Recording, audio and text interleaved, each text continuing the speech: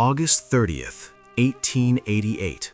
The working women of Whitechapel counted their coppers in the suffocating damp, utterly convinced that the only things waiting to kill them in the dark were the cold and the gin. They knew exactly how to survive the smog, the starvation, and the violent hands of drunken sailors. But how do you brace for a shadow that hasn't even been given a name yet? Dawn in the East End doesn't break, it leaks, a sickly yellowish light struggling to pierce a thick fog, heavy with the acrid stench of cheap coal, boiled cabbage, and gin-soaked sweat. Here, the London of 1888 isn't the glorious capital of an empire on which the sun never sets. It's a meat grinder, and the gears do not forgive lateness. For the women walking these cobblestone alleys slick with mud and horse manure, survival relies on a brutal daily mathematics: 4d.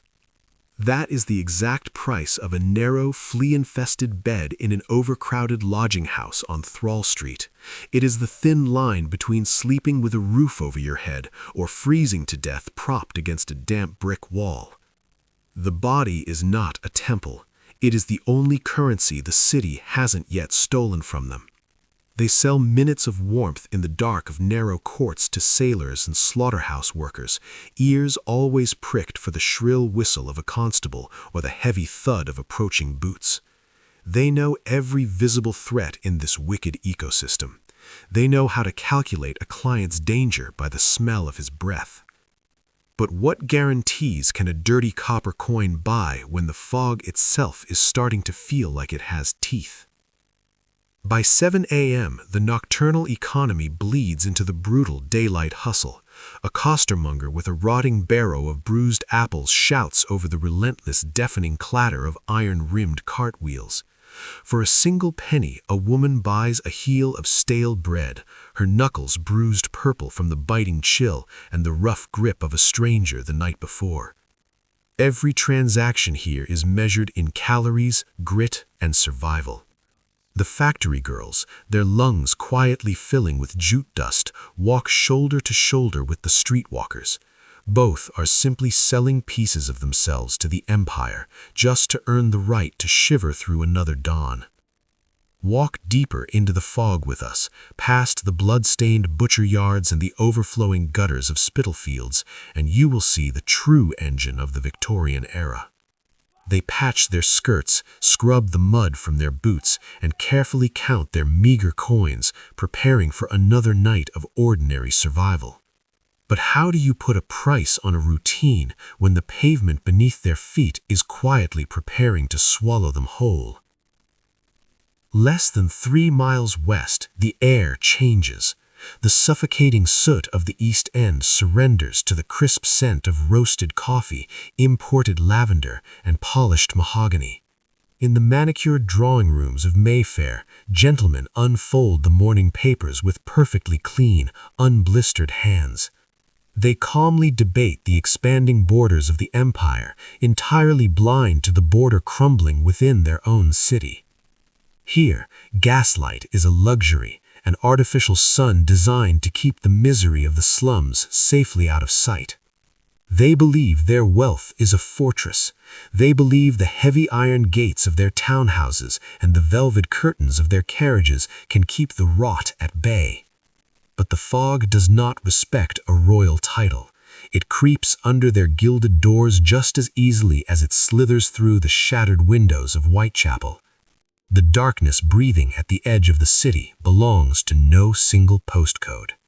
They sip their Ceylon tea, secure in the quiet illusion that the violence of the lower classes will never cross into their pristine world.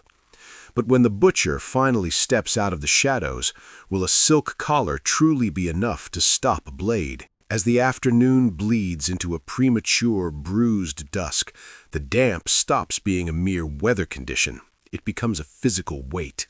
It settles deep into the marrow.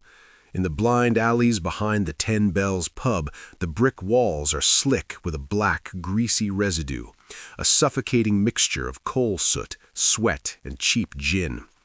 Women with hollow cheeks and chesty, rattling coughs huddle near the exhausted exhaust of a baker's vent, desperate for a stolen breath of warmth.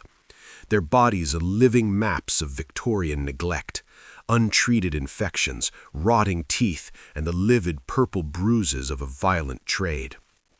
They numb the gnawing ache in their empty stomachs with tuppenny gin, a harsh chemical fire that burns away the cold for exactly 20 minutes.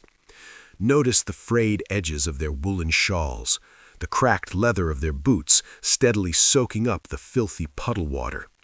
If you pause to look closely at these margins, you don't just see a poverty-stricken district, you are witnessing a metropolis quietly consuming its most vulnerable parts. They bind their blistered feet with dirty rags, whispering quiet survival tactics to each other in the gathering gloom. But how do you patch an open wound that the entire empire refuses to look at, especially when the encroaching night is about to prove that starvation is the least of their worries?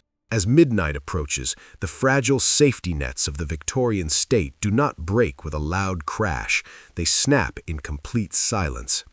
Outside the casual ward of the Whitechapel workhouse, a line of shivering figures stretches into the darkness, waiting for a bed that doesn't exist. The heavy iron gates remain locked against the desperate. The system isn't designed to save them, it is merely designed to contain them. Down the street, a solitary Metropolitan Police constable walks his beat, his heavy boots rhythmically striking the slick cobblestones.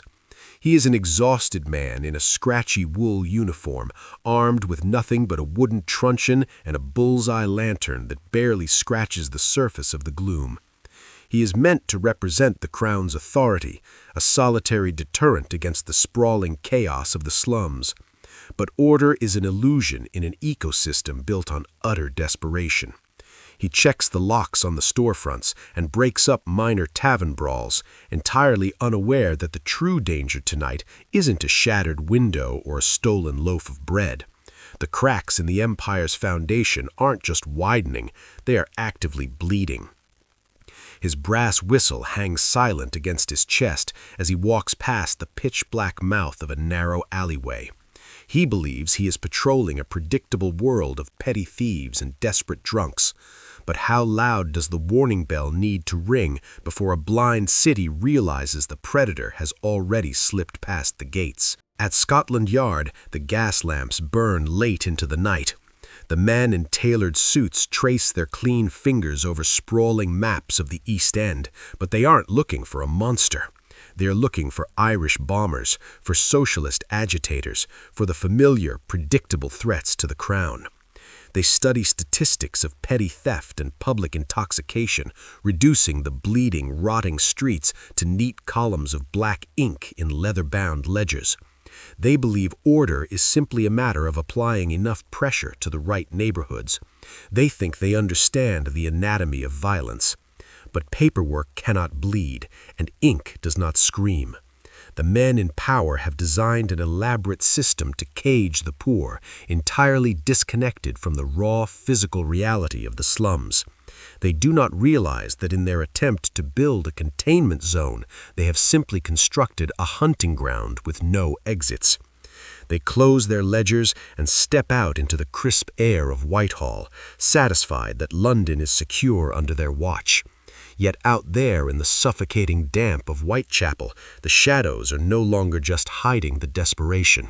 They are quietly beginning to take a shape. The clock of Christ Church, Spitalfields strikes 3 in the morning, and for a rare, fleeting moment, the meat grinder of the East End falls entirely silent. The thick, mustard-yellow fog settles heavy over the wet cobblestones, finally swallowing the sharp scrape of copper coins and the lingering, suffocating stench of cheap gin. The women of Whitechapel have made their brutal calculations. 4p for a bed, a few minutes in the dark for a chance at tomorrow.